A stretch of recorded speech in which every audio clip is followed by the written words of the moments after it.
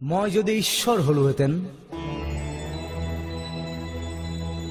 মই যদি ঈশ্বর হলুহেতেন, আজির মানুষ সৃষ্টি করা বন্ধ করে দিলুহেতেন, নতুন করে সৃষ্টি করিলুহেতেন আৰু এবিধ মানুহৰ দৰে জন্তু যি মাৰি কাটি খাই বই শুই জীয়াই নাথাকি আৰু বহুত কিবা কিবি কৰিলেহেঁতেন।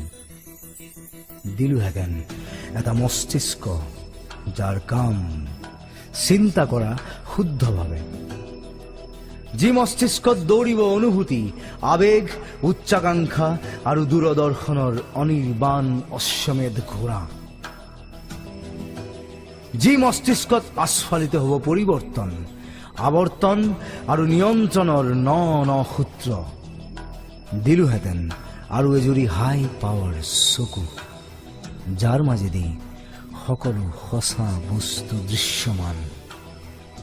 দিলোহেঁতেন দুখন এক্সট্ৰা কাণ, শুনিবলৈ সকলো অস্ফুট শব্দ, উশাহ নিশাহ, হুমুনিয়া, হতাশা আৰু সময়ৰ পদধ্বনি। দিলোহেঁতেন এটা সুন্দৰ নিপুটল নাক, যাৰ কাম কেৱল উশাহ লোৱাই নহয়, যি শুঙিব পাৰে সকলো দুৰ্গন্ধ মানুহৰ গাৰ, মনৰ, দেশৰ, পৰিৱেশৰ। দিলোহেঁতেন এখন মুখ আৰু এটা ডিঙি, যাৰ শব্দই নমাব পাৰে ব্ৰহ্ম, ভেদিব পাৰে সকলো মিথ্যা আৰু অমানৱীয়তা। দিলোহেঁতেন এযোৰ বাহু, এহেজাৰ ভীমৰ শকতিৰে ভৰপূৰ, যি আজুৰিব পাৰে সকলো ভুল, সকলো দুষ্কৃতি।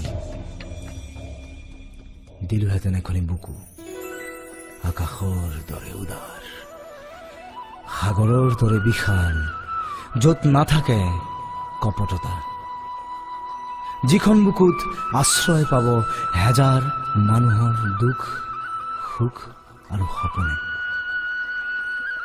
দিলোহেঁতেন এটা পেট, যি কেৱল খাবলৈ নিশিকি এৰিবলৈও শিকিব আনৰ বাবে। দিলোহেঁতেন এটা যৌনাংগ, য'ত কিল বিলাই ফুৰিব সহস্ৰ বুদ্ধৰ বীৰ্য। দিলোহেঁতেন দুখন ভৰি, দৌৰিবলৈ ভৱিষ্যতৰ বাবে সুন্দৰ বসন্তলৈ, যাৰ সতে ধাৱমান হ'ব অলেখ অযুত সপোন, উদিত সূৰ্যৰ ৰঙীন আভাৰ সতে বিলীন হ'বলৈ।